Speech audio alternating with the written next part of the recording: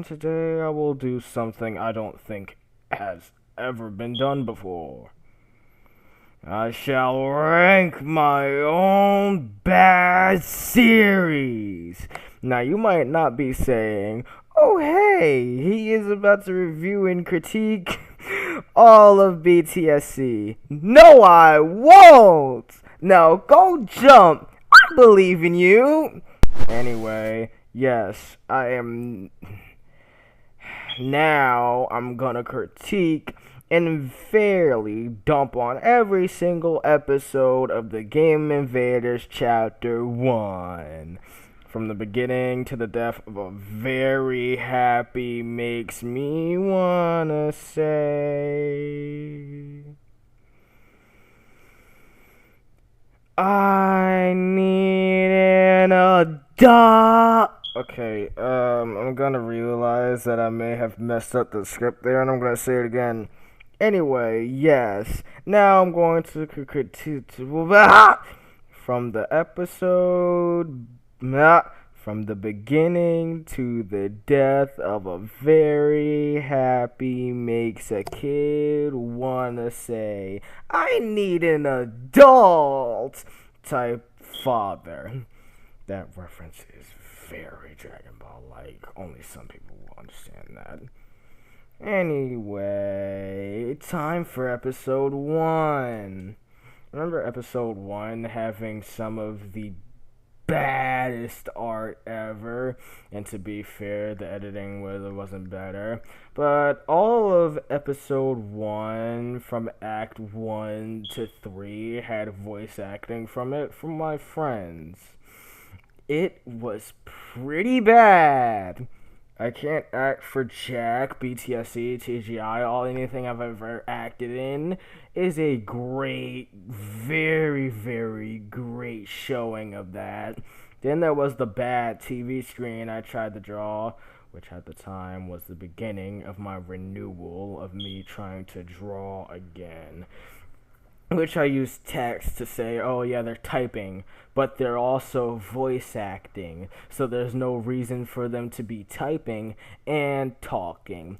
This is also the beginning of me trying to figure out what colors should these guys' text be, which most of the time, sometimes, I kind of forget whose is whose goes there. So most of the time, either the colors get mixed up or I don't use some at all.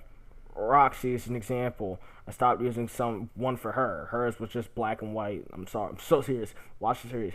Go to like episode 11, 12, like anywhere in the saga of Jay losing his mind and turning into... I'm gonna let you find that. I don't think I should have said that much. But anyway, yeah. I think I could have done better. I could have waited until when I had better art before I even tried to release any of the acts of Chapter 1, Episode 1. But I was persistent, and I did it anyway. I didn't listen to myself. And now that I'm thinking about it, Episode 1, Act 1 was pretty funny. It had people laughing. It has 28 views 5 months later. I forgot how many views it had. This released on January 22nd and was pretty good. This would also be the uprising in the channel subscribers I would have with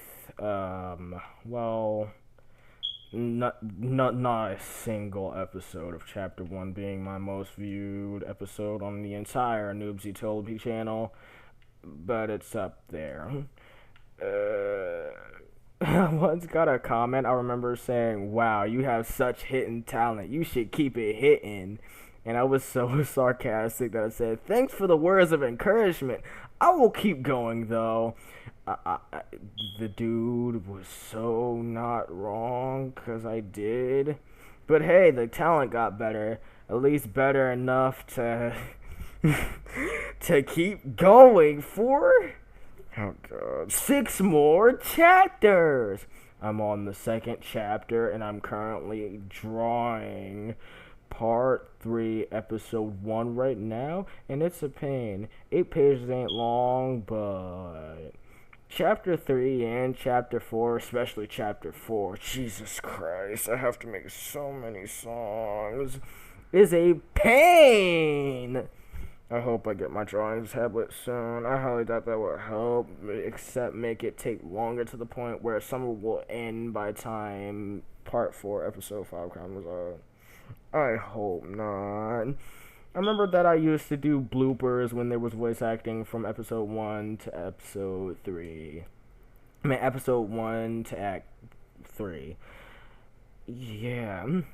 Well, first episode act 1 was Kay losing his mind while acting, which was pretty funny. But anyway, episode act 1 is done, and it is now time for me to get to episode 2. Episode 1 act 2.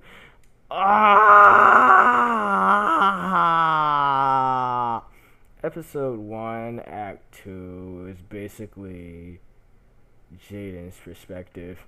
If you didn't guess already, all of Act 1 through 4 is basically every single one of the beta kids.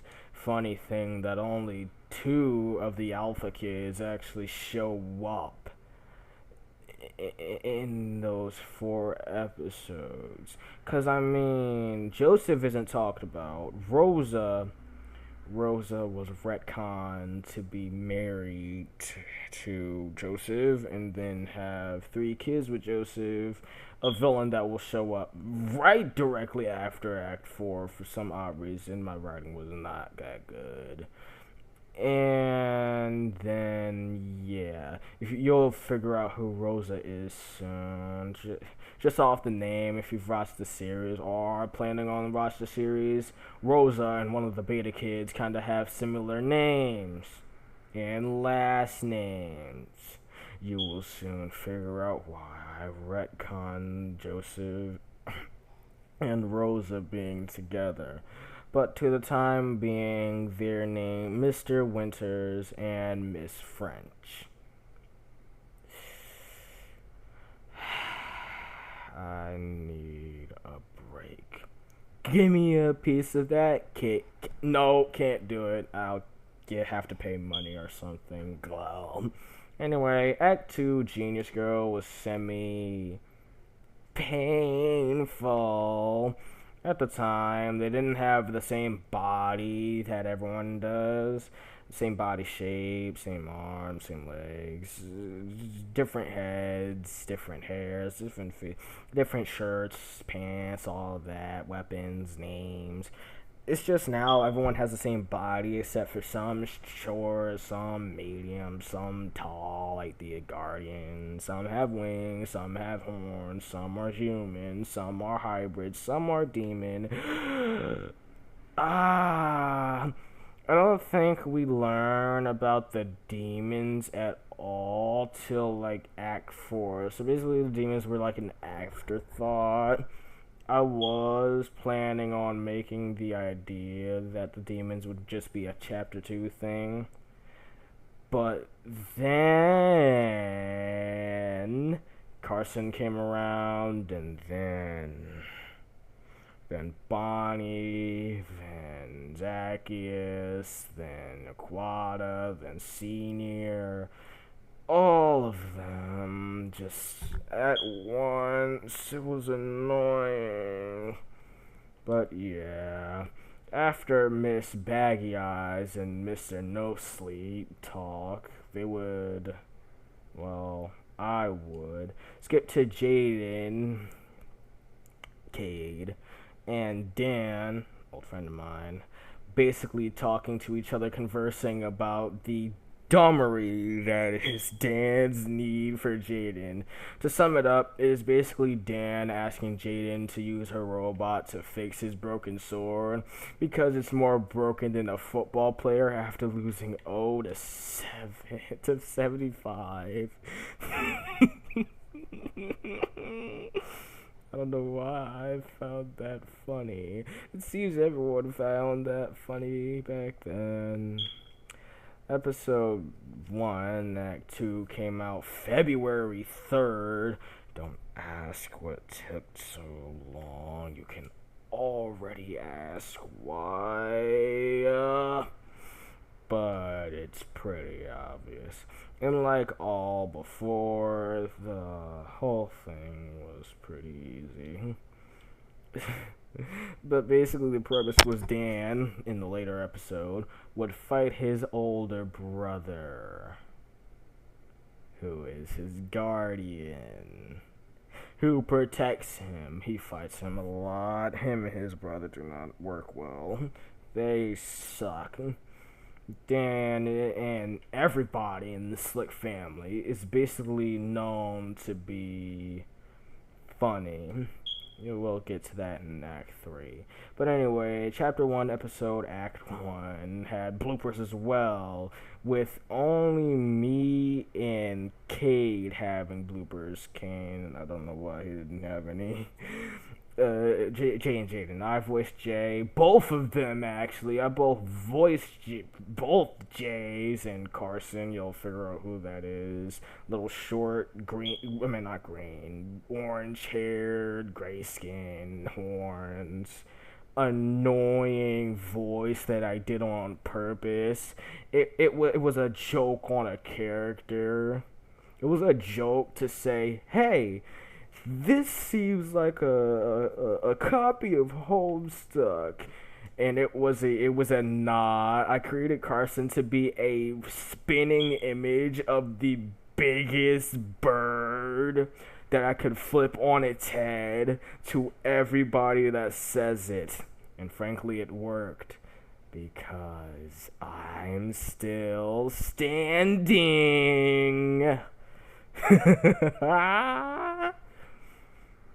I regret everything. Anyway, Episode 1, Chapter 1, Act 3 follows Dan 2 hours after talking to Jaden, don't know why, fighting the Battle of Digging in Puppets.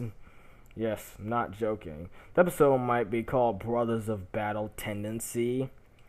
And trust me when I say it's pretty odd. The episode's kind of fun. It was pretty fun to draw, which was the start of my drawing, by the way. Don't get me twisted here. But it would be useful. Now, you might be asking me, why don't you count the fight in Chapter 1, Episode 1, Act 3 as an animation state, or an A in brackets? It's not brackets, it's little semi-zero things. I forgot what they were called. I'm just going to call them mini brackets now. Anyway, what I count is as an animation state is basically all of animation state 1 to 5. That's what I count as an animation state. Animation state would have music made by me and have some sort of animation, which 1 through 3 do show, which is something that the battle between Dennis, which was called, he was just named Bro back then. Just level with me here. I didn't know what to think of. Also, this would be the first occurrence of the body that we would have now in the series in Bro. Odd that it went from Bro to everyone else having that same body, starting with Aquata. But sure. Also, if you're watching it, in the background, while they're fighting, the world kinda collapses. And while they're fighting, before their fight, I think so, Jaden and Jay would be teleported to the quota lobby, which will happen, by the way. Also, sorry. Band Lab only allows 15 minutes of recording per thing, which absolutely ruins my day, but only a couple more minutes of this to go. I'll try to make things shorter. Anyway, after that, basically the whole world's being destroyed. The whole thing with the quota is that when you open it up, the reality starts to absolutely destroy with portals of meteors and black holes spawning around reality, destroying planets until it gets to the sun, the moon, and Earth. It'll destroy Earth first, then the moon, then the sun, then everything's just gone. Everything else is gone around it, but though the last one's left. So yeah. So anyway, in Act 4, Episode 1 finale, the Queen of Sarcasm, the last kid, the one and only Roxy, since she's the last one to get in the quota, Dan being the third place, she is basically dead meat. The reason why she looks so small in the episode is mostly because it was basically me trying to make it look like, it's hard to explain, but making it seem like she's seeing out of the window, basically. And when she looks out the window, she sees trees, the normal trees that surround her house, and the meteors coming from the ground. Also in Act 4, I'm the only one that voice acts. It will become a apparent thing from Act 4 to Episode 3, and then it stops completely in Episode 4, which will get to the format that is normal now from Episode 4 to now in Episode 5 of Part 2, Chapter 2, which this is after that uploaded. So basically in the episode, after she sees that, she basically has a talk with Carson, the demon I was talking about. Demons normally have two types of horns. It's either in front of their head or on top of their head, so either or.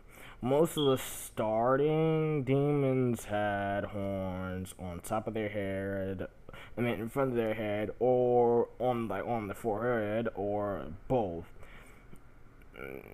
Now, you could say, oh, this is just a Homestuck ripoff. It's not, because demons do have horns. So I got a free pass there. What demons don't have is gray skin. My real excuse, actually, is that I genuinely don't know how to draw characters with skin color. Like, anything with black, white, red, can't do it. It's very, very hard to do. So I just stuck with the normal gray and white.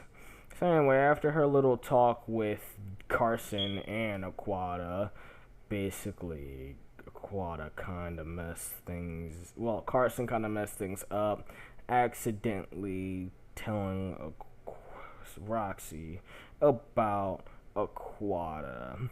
And this is the first showing of a typing quirk.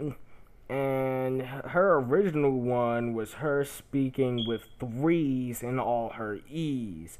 That would later change to basically her saying bleh after like randomly out of nowhere. It is explained that her saying bleh is basically the Seaborn, we'll talk about Borns later, Seaborn way of speaking. It is not, that sounds stupid. They speak normally like every other demon. It's just that most Seaborns are mostly royalty to high nation royalty. We'll talk about signs later. This is a pain. the art got a bit better with the background not being a computer background now, a bad computer background now, but it now being this differentiation of things.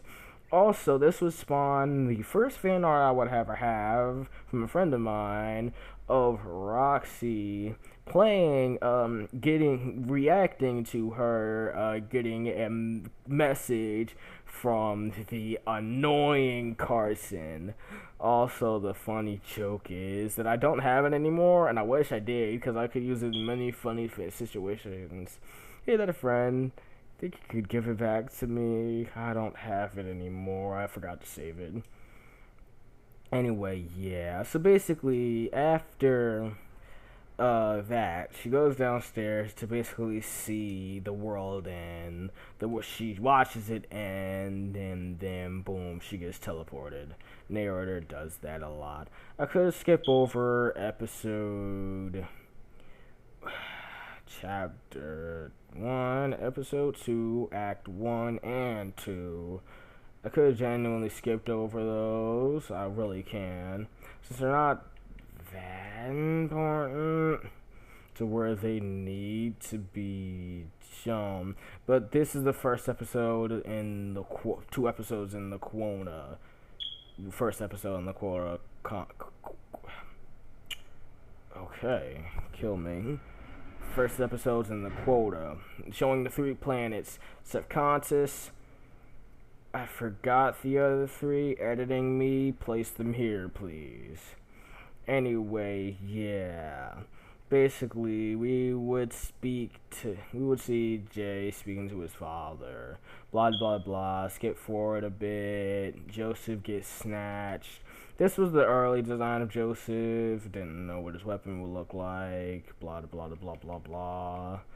And then we see Dan, which was a funny bit, by the way. A bit that was thought of way before this episode came out. A bit of Dan getting bit by it and having a little struggle with an imp. And then he then stabs the thing, and they're poorly animated of me just sliding and making a weird sound with my mouth of it sliding down a tree. And him saying, well, that was easy. Time to find the others. That was funny. 0 and minus can't mix was basically, yeah, 0 and minus can't mix. This would be the first showing of Squad Minus, the first full showing of Aquata, and the second showing of the new body that everyone would have. Except for Aqua Angel. He has a different body entirely, so yeah. This episode, Dan would find a gun that would be his signature secondary weapon through the entire series, the Codebreaker, or the Game Destroyer. Forgot what it was called. He would meet Aquata after blasting her, blah, blah, blah, blah. Joseph gets snatched. Jay, Aquata, and Dan find each other. They get into a fight with a poisonous monster. That poisonous monster being Josh Kita. Someone behind him will not be shown till like episode 10, 11 maybe. And basically they fight the giant poisonous being, only to find out that is the one, the only Josh Kita Winters, the older brother of Jay Winters. His powers is basically poison. He fights them and ultimately wins by devastating his little younger brother. Yeah, he punches a hole through his chest, man. Throws him across the planet, like far in the forest, and leaving him to die in water. That, you will see, does something important. Anyway, blah blah blah, we skip to episode 3. They try to find him, but somebody else finds him. Squad 0. So originally, the first betas would be the original Squad 0, but the new betas, Jay Ketson, Cheney Lovejoy, Joshua Ketson, you will see why Jay and Joshua have the same type of name as Josh Kata and JW soon. We would also meet Netarala in this episode. They would grab the nearly unconscious Jay and pick him up and take them to their base. He would wake up after being healed fully. JK would be another example of the new body, but at the time he had a giant head for some reason, a big neck, which would be fixed in chapter 2. I don't know why it took so long. After that, yeah. But it wasn't that good. It really wasn't. It really, really was. I'm not critiquing it much. I'm mostly baiting it down. But yeah. So anyway, yeah. So after Roxy, Jaden meet up, and they're basically talking. They're basically on this island, like in the ocean of Equip, the planet that everyone's on, except for the people that will show up in this episode. The rest of the people in this episode, everyone's on Equip. All the humans are on Equip, except for a few. Basically, Netarala, the girl from last episode, is basically on a rock with a bunch of the demons. Carson from last episode. And yeah, sarcasm. Then we meet after Netarala and Carson talk. Netarala would speak to someone else. Savon Haven. Voice powers, messing with his eyesight. He can see, it's just his eyes are closed all the time. And he can basically see through his eyes. After that, we go on to one of the dream worlds, the pink one from before, that we see in episode 2. Yeah, basically Carson and Jay meet there since they're both hero dream. Okay, I see why now. Hero dreamers, basically people who are heroes. When they sleep, they get dream cells. Happens to everyone who was in the quota. Anybody who plays the game gets a dream self, and if that dream self dies, you don't die, but it dies forever, for good. It can't come back. Yeah, they do that. Then after that, Jay talks to Cheney Lovejoy from before, who is on the green planet. I think that one was of contest. Don't remember. Anyway, that was episode 4. They go to wake up. Yeah. Then after we have blood is forever, but bonds are infinite. This would be the first showing of Senior, the younger brother of Aquata, Seafurser. They are part of the Seafurser family. He would have the quirk of his T's being plus signs, which would literally be taken from him in the funniest way ever. From him having no typing quirk to going back to having a quiet typing quirk, but it's him stuttering a lot, which kind of makes sense from the damage he took.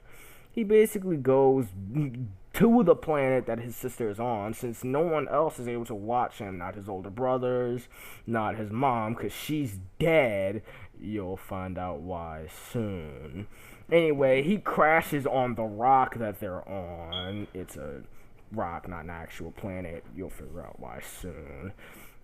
And basically, Aquata wakes up in a body, and she's mad at Bonnie because now she's stuck in the robot. Also, Bonnie was said B-O-N-N-E-Y instead of how her name is actually said B-O-N-N-I-E,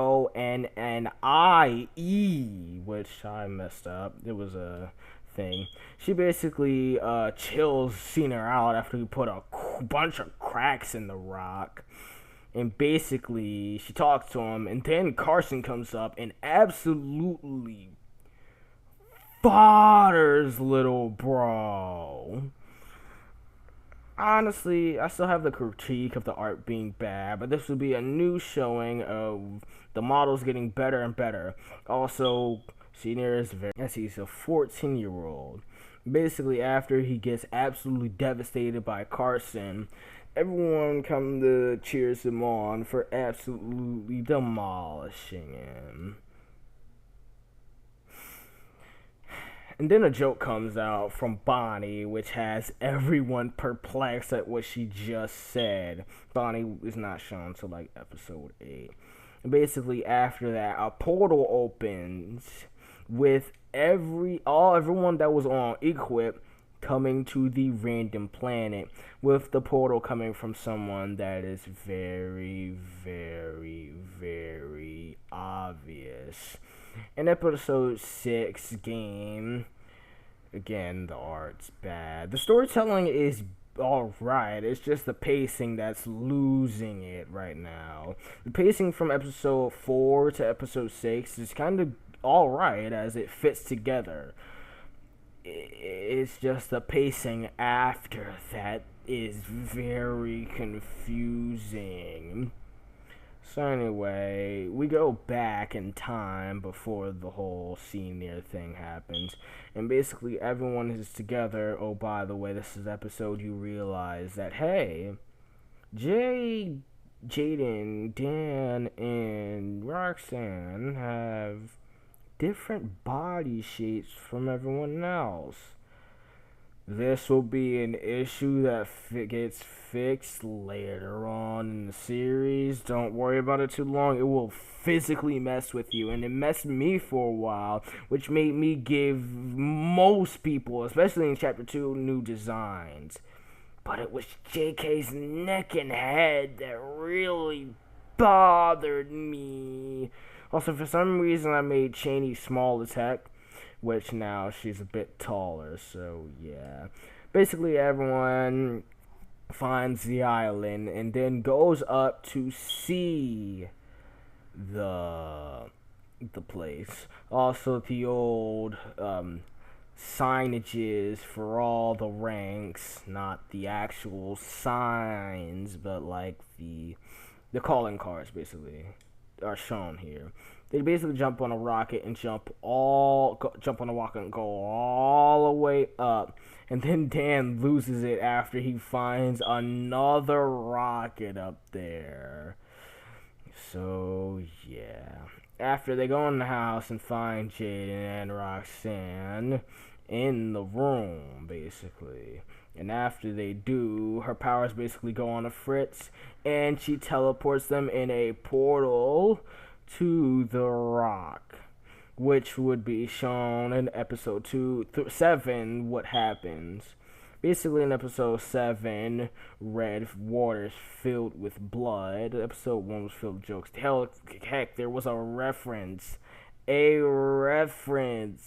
to Homestuck, which is saying, man, I'd rather be Homestuck than game stuck right now, or something along the lines of that. Basically, in episode 7, everyone meets up, and then Senior loses it after Jay cuts himself on Neterala's claws, and Senior smells hybrid blood, because JK is a hybrid demon that basically it looks like a human. Hybrid humans are humans that are half demon, while semi-demon, while hybrid demons are demons that are semi-human. So they look like demons, but they're half or semi-human, and vice versa. Basically, Senior tries to fight JK, causing a big fight against fire and water. And I may think, oh, Jay definitely lost this. And then the funniest thing happens. So after Jay's skin color starts to get darker and darker, and his gray starts to get hair starts to get grayer and grayer. His hair is supposed to be white, but it's gray for a reason. He gets pinned down, and he molds up into his demon form. He goes full demon. And after he loses it and gets ready to kick the living Christ out of the sea firster, he dodges out, just blitzes him, speed blitzes him, and says, "Over here, fish face," and kicks the living Christ out of Senior. Now, the animation, well, not the animation, drawing may be terrible, but it's funny, man. This will be the first introduction to Demon J. He would fall, get knocked out, and get caught by the Venom using Joshua. JK and Joshua are parallel to Jay Winters and Josh Winters. Oh yeah, and Senior is stretched out on the ground with a mark on his forehead. Ending episode 7. Man, we're on the halfway mark, people. Don't get too excited now. It gets worse. Anyway, more bad drawing, and JK's neck and head are still big. We would meet 2 new characters, Bonnie and, drumroll please, Valkyros. I can't believe I'm saying this. I forgot his last name, like a lot. Anyway, VW, I think it was. No, VZ, Valkyros Zarzis. There we go, Valkyros Zarzis. Basically, typing quirk, all his O's are zeros, and from some reason, most of the time, it's just slashes randomly. In this episode, Zacchaeus and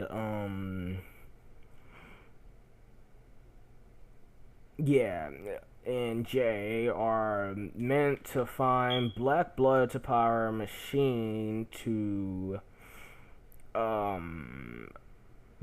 power it and get them back to Equip. The issue is that I kind of made it that Savan had black blood. Black blood is royal blood. It was part of royal signs. Savan isn't royalty. It's very rare to be royalty or high nation world. It's like 1% if you're soulborn, which Savan is. So it's retconned that Savan doesn't have black blood, but JK does. Most hybrids do have black blood. They can have any blood color from any sign, but black blood is most common. Well, not most common, but it's like a 10% chance, really, out of the lower. Everyone gathers up and gets ready to go, and they go to episode 9, where they get on the Equip. The narrator narrates, obviously, and episode 3 is short. The episodes get shorter and shorter from here, people. Don't even flatter yourselves. Basically, we meet a new character, Savan Zypher? I forgot what his name was. No, not Savan. It was Savetica. Basically, a girl in a dude's body. No, I do not mean transgender. Okay, so the whole thing was that it was a mistranslation with one of my friends when I was writing a script with a friend, and basically, she was retconned to be a girl turned dude. I would later change this to how it originally was, to a girl, a sister, stuck in her brother's body after she got krilled, which is a demon world for killed, and is inhabiting her brother's body while her brother just backseats her using his body. It was a mistranslation. Basically, they talk, and Dan tries to get his resurrection, which he does succeed in, and absolutely causes a storm to happen, losing his absolute mind after getting his resurrection, and causing a storm to happen. But while the storm happens, somebody shows up behind above Dan, and he has 4 horns, and he's blue. He's blue.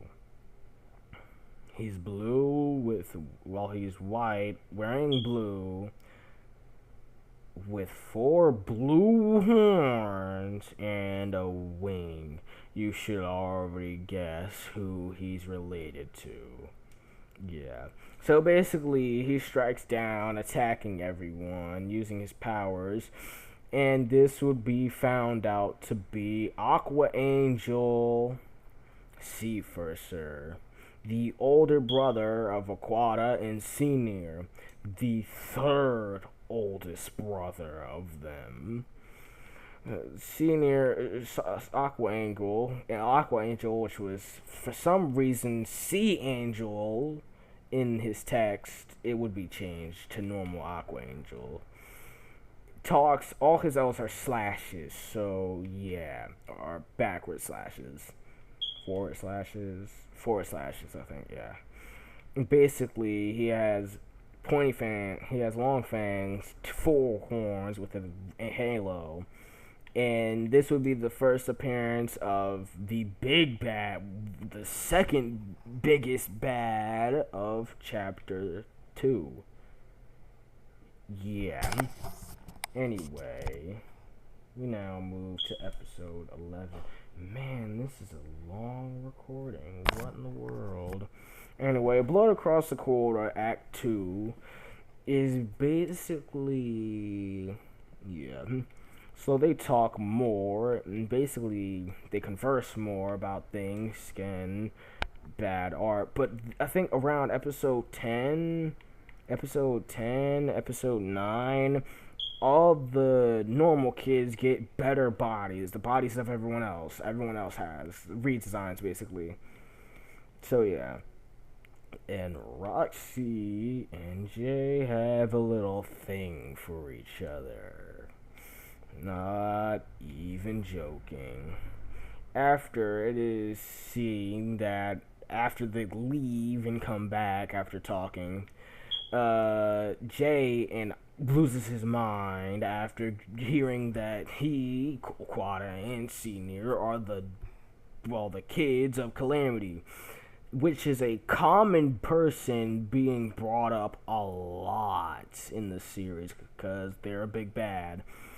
And basically, they killed almost everyone's parent in this big event called the Cataclysm.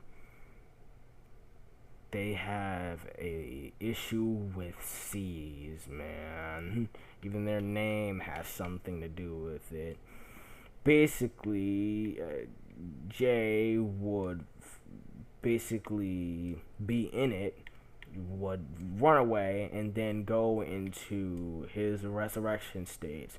A random, which will show up in chapter 2, after not showing up ever again after chapter 2, sees Jay as he is in the sea, basically, in his resurrection, which the girl gets pulled into his resurrection and is presumed dead, which she is. She is dead.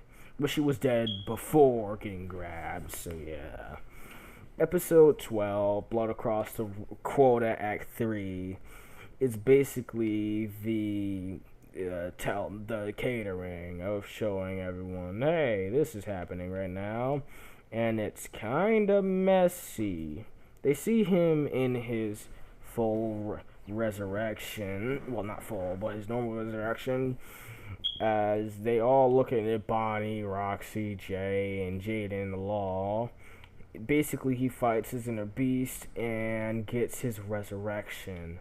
as he rises out of the sea in his resurrection state, which is him covered in complete darkness as he tries to attack Aqua Angel, which Jay defends him. Then Josh gets in a new character, aka who will be known as Locky or Mercy. No, it wasn't Mercy. It was Vincent. There we go. Vincent Miracle.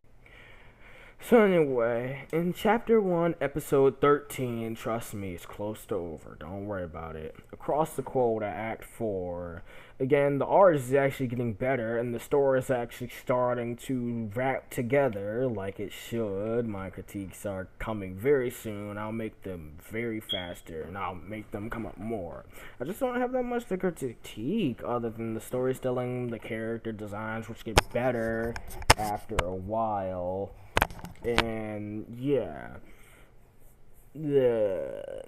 also, if you might notice, the episodes take a while, with episode 13 being in March 17th. Yeah, with 11 views.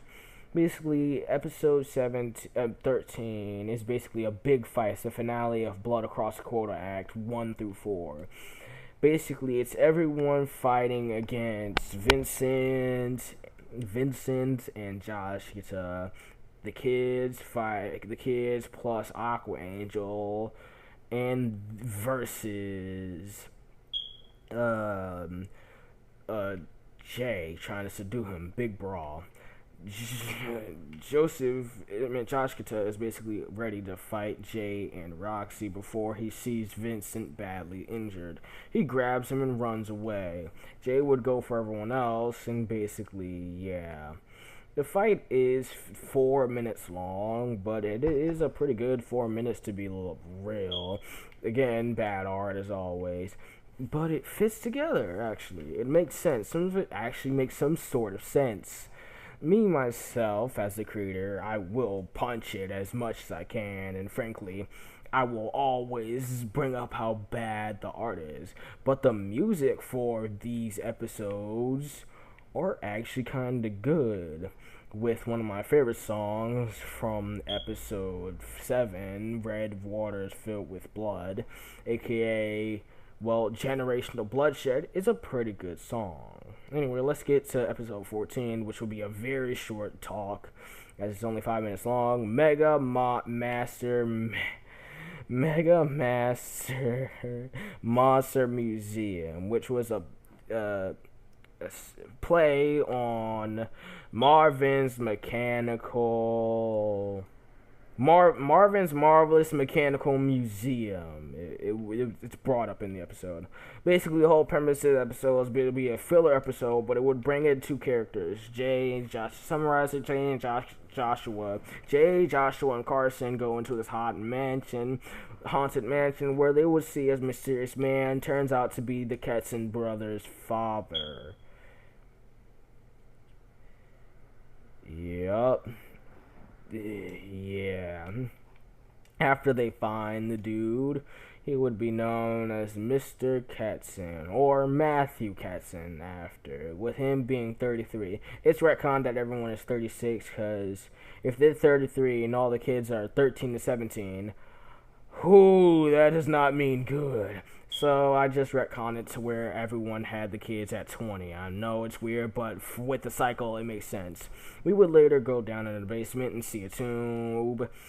Yes, this is filler, so even though it's filler, it's still canon. It's just very stupid and odd. We see a tube with somebody in it. Somebody who looks like Jay. But because of something happening, the tube cracks and the person comes out of it. That person being the Void, Ketson.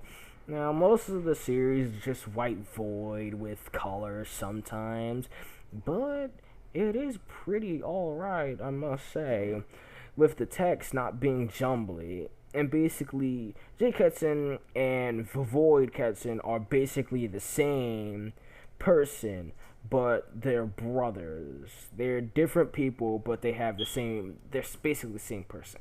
It's hard to explain. They're brothers though. Joshua, Jay, and Void are brothers. Void is just this black, voided, mad person who smiles a lot like his father, who has his eyes closed always, hair over his eyes, same hairstyle as his brother, just different a little, and he always wears a suit. Why? Don't know.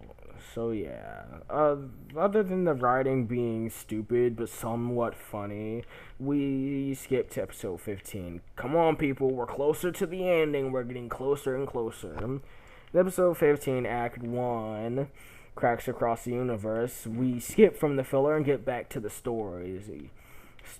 Basically, long story short, this is where the story starts to get a bit rushed and the pacing starts to get a bit bad.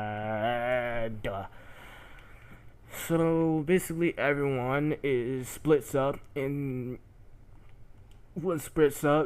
B finds a ship that will be prominent to the series as they see cracks appear in the sky as someone flies through them. Roxy would call everyone to make them notice it, but they do, which they look up and see a dude with quake powers, planet-shattering powers above Jay, ready for bloodshed. Episode 16, Act 2, Tires of the Cracked Quota, are basically, we meet this person with his name being Quaker. I forgot his actual last name. Oh, Quaker Vanticus. Yeah. He basically speaks like shouting most of the time. Have his face messed up, and his powers are basically able to control quakes and stuff. This will be another fight. I forgot what song was used for this actually. But basically, after we see the defeat of Jay, everyone starts getting defeated one by one as they all start to jump this quaky monster. They do some damage, but not enough as he's too strong. Then they get back up, Jaden comes, and he uses his powers to lift portion of the planet to fight Jay and Jaden alone. He would absolutely demolish Jaden, causing Jay to lose it, and goes semi-full res for a small amount of time, turning into this monstrous beast and absolutely demolishing the island with Quaker. Fun fact, this part of the episode of the fight was a reference to El Manana from the album, the Gorillaz album. Yeah. Demon Days.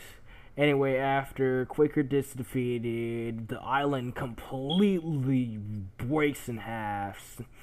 As it's destroyed as Jaden and Jay fall from the ground. They get caught, but Jaden is completely knocked out in a coma as Jay is knocked out as well. Then we skip to episode 17, where the prominence of pacing and rushiness kicks in. Basically, JW confesses a lot of stuff as JK and Roxy, JW's sister, Roxy, Josh, Kita, and JW are siblings. Retcon, a lot of retconning, yeah. Anyway, after they go to sleep and we see the future of two young people, a young J and a young M. Just watch the series and you'll figure it out. It's not hard to figure it out. After we see Joseph again, finally, as he speaks with somebody. Yeah, Rosa French, the mother of the kids. Yeah, that would be the end of episode 17. Episode 18, the beginning of the Cog's End, we go on the mysterious giant red and orange planet that is talked about so much. The narrator is finally seen, and the real name of the narrator is actually shown in this episode. It's me. It's jazz.sb.d. It's a self-insert. It was funny. It was worth it. jazz.sb.d speaks, well, I speak in numbers, threes being E, zeros, O's being zeros, A's being fours, I's being ones, and yeah, that's the gist of it. Basically, I'm supposed to be as useless and funny as possible. Rogue, not supposed to be that helpful. And this is the episode where we see the actual form of Matthew. We see the dripped out Jay and Roxy coming in with the bad pacing and shirt after they went to sleep, ready to meet Matthew. They would go and find the planet being destroyed as they all mowed up, ready to beat the living bricks out of whoever is beating them. This would be two villains that will be prominent in Chapter 2. They would die and be completely defeated as the episode switches to Squad Minus. Characters that are very forgotten. We meet a new character. I forgot her name. Araniora. I forgot how to say her name. I forgot what it was anyway. She's not that important. But she's basically the reason why Aquata has foresight powers instead of her normal liquid controlling powers. Jaden would wake up in the story of going to Good and Evil, episode 19, Act 1. She'd wake up from her comatosis, comatosis, to everybody fighting Matthew, because turns out Matthew was evil, or that's what they know. They burst through Quaker trying to help Matthew as they find Matthew in the woods, and he absolutely obliterates the surrounding area, turning it to rubble. And basically everyone starts pooping themselves, because, yeah, this is a serious situation. Also, as you know, from Act 1 through the finale of Chapter 1, Part 1, Episode 21, Episode 19 and 21, basically the intro starts to glitch out more and more. There's a reason for that. Everyone molds up to their full forms as they get ready to fight the rampaging Matthew. They all do their best shots, doing the most damage as he clones himself. Like, bro, you're not Madara. Move along, little bro. As they continuously jump him with Roxy, JK, and, Nadarala gang on him. Jay throws his sword to Roxy as it slashes across his back, with her using it to attack him, basically. They all fight him some more as he basically goes nuclear in power, with Valkyros being in danger. Each of the clones getting destroyed more and more until the real one is alive and fine, with a lot of damage dealt to him. Aqua Angel will come out of nowhere and sneak up behind Matthew to attack him. And then in episode 1, yes, you'll see why the pacing, because the story was originally supposed to last 25 episodes, but episode 22 to 25 were spent on something else, which I will get into another day. Basically, Battle Save Earth intro is used instead of the intro.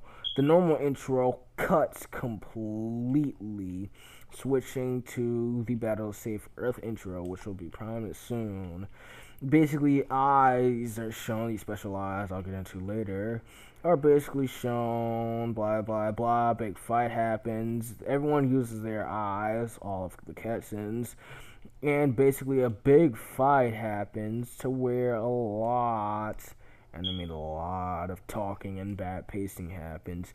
Jay's losing it, Roxy's in full power, yeah.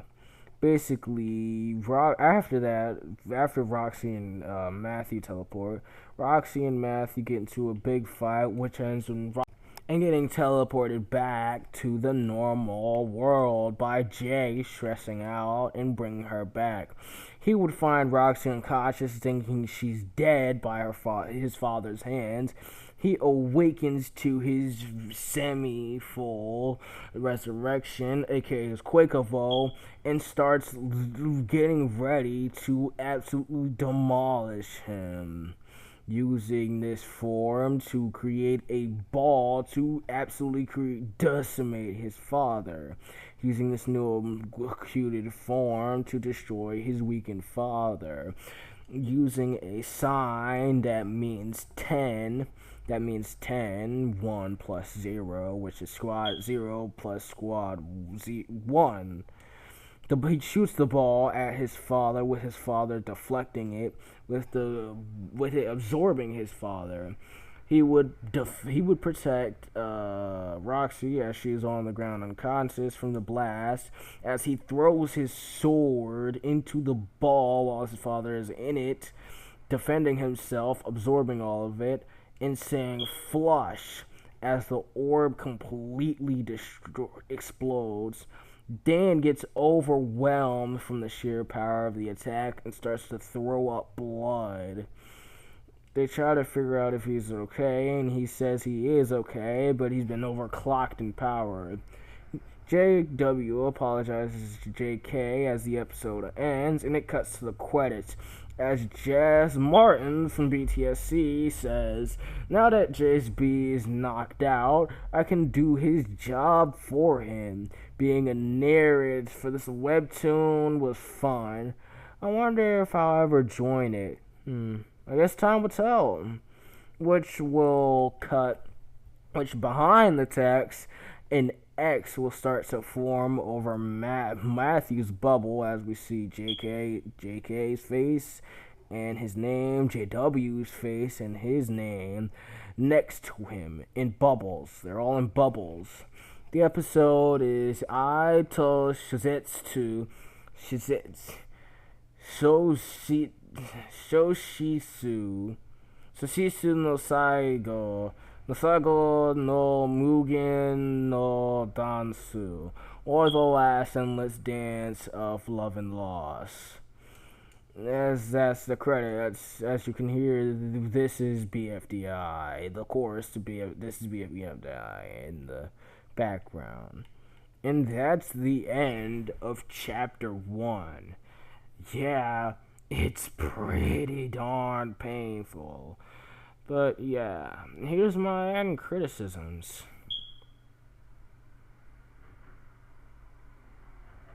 So, what are my end criticisms to the series as a whole? The series was kind of bad, not even kind of bad, pretty bad, but it did good. I liked doing it, and all my friends liked watching it and helping me out on it, and I had a fun time. The series was full of references, jokes, death, hardships, and finally the final, sad death, which was actually kind of sad to me. The death of Matthew, having to kill your own father due to absolute shock and pain. Is the series good though? No, not really. Is it kinda decent due to the writing, the story, and the semi-alright drawing, which is still pretty bad? Yes. Is the pacing and battles and the episodes getting shorter, and the rushing of episodes pushing the series down, and the not so good alts pushing it down as well. Yes, yes it is. Eventually, around season 3, I hope to get better at art, which is why I plan to make the wait for chapter 3 longer. Chapter 1 was made in the early halves of this year, with chapter 1 ending in, I think, April or March is when chapter 1 ended, I think. So, yeah, the show is honestly decent at best, and it'd be a semi-hard watch at the start, but it'd still be a good watch if you just want something random to watch out of nowhere. So yeah, that's the end of this, and I hope you guys had fun. That was my critique on the series The Game Invaders, and I will talk to you guys later.